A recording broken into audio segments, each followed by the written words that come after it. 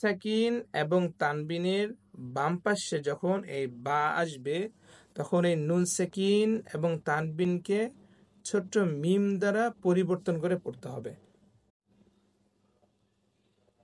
আসসালামু আলাইকুম আরহামতুল্লাহ। সালসাবিল একাডেমির learning Quran A to Z কোর্সের আরও একটি নতুন ভিডিওতে আপনাদের সবাইকে স্বাগতম। আজকে আমাদের টপিক নুন সাকিন এবং তানবিন। প্রথমত আমরা জানব নুন সাকিন এবং তানবিন কাকে বলে।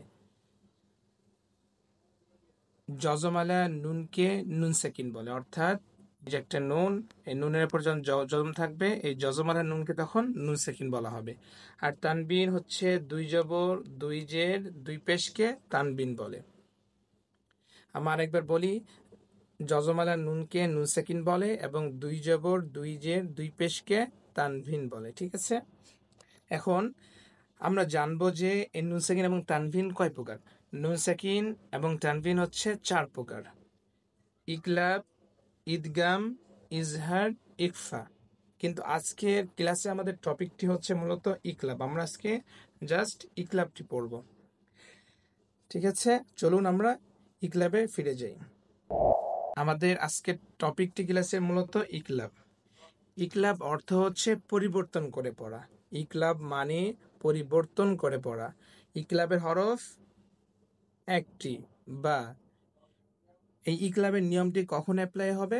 যখন নুন সাকিন এবং তানবিনের বাম পাশে বা আসবে তখন নুন সাকিন এবং তানবিনকে ছোট্ট মিম দ্বারা পরিবর্তন করে গুন্না সহকারে পড়তে হবে।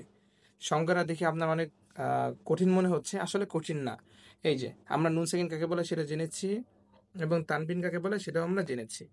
এই নুন সাকিন এবং তানবিনের বাম পাশে যখন এই বা আসবে তখন এই নুন সাকিন এবং তানবিনকে ছোট্ট মিম দ্বারা পরিবর্তন করে পড়তে হবে। এটাই আপনার এই এতটুকু জায়গায় লেখা আছে। চলুন এখন আমরা বাস্তবে প্রয়োগ করে দেখি আমাদের নিয়মটি বললাম সেটা কি এখানে কাজ করছে নাকি।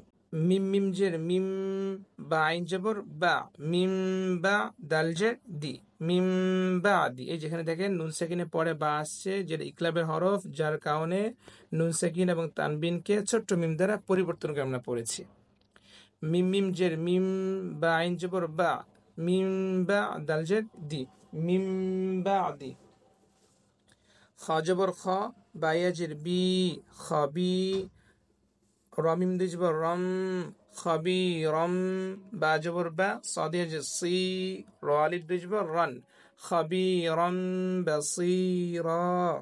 যখন শব্দের শেষে দুই জবর থাকবে তখন এক জবর করে এক আলিফ টেনে পড়তে হয়। ঠিক আছে, আপনি মিলেও পড়তে পারবেন, এখানে আমার মতো টেনেও পড়তে পারবেন। হা জবর হা, দালিয়া যে দি, হাদি। সামিম দুই যে সিম, হাদি সিম। বাইন জবর বা, দাল জবর দা, হা উল্টা পেশ হু, হাদি সিম বা দাহু।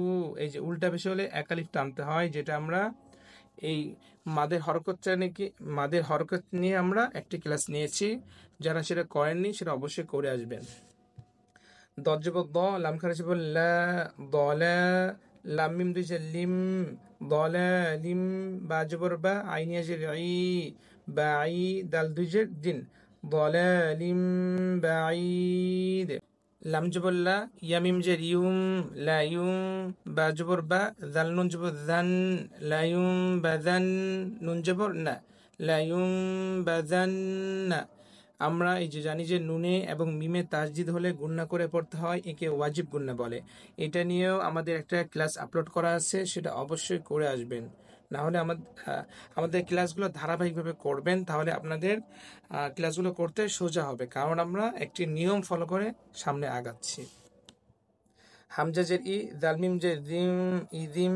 বা জবর বা, আইন জবর আ, সা জবর সা, ইজিম বা আসা।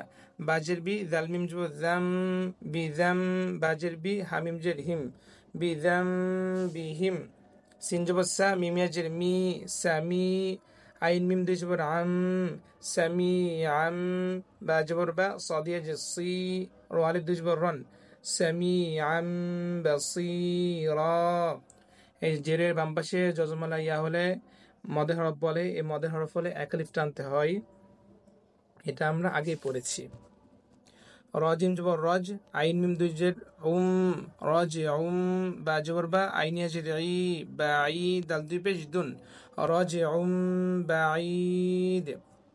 শব্দের শেষে যেখানে থামবেন সেখানে সাকিন দিয়ে পড়তে হয়, বুঝছেন? এখানে বাই দুনো পড়া যাবে, বাইদও পড়া যাবে। যেহেতু এখানে থামছেন, বাই দিয়ে পড়ে অভ্যাস করেন এখন থেকেই। মিম জবর মা, কাফালি জবর কা, মা কা, নুন মিম দুই যে নিম, মা কা নিম, বা জবর বা, আইন ইয়াজের ই, বা ই, দাল দুই জের দিন, মা কা নিম বা ঈদ। মিম মিম জের মিম, বা হামজা জবর বা, মিম বা, সিন দুই জের সিন, মিম বাসিন বা মিম বাস। শেষ অক্ষরে শেষ বর্ণে ওয়াকফ করতে হয়। আবার এখানে মিলাইও পড়তে পারবেন, কিন্তু আমরা যখন কোরআন পড়ি, যখন আমরা যেখানে থামি সেখানকার শেষ বর্ণটিতে আমরা সাকিন দিয়ে পড়ি।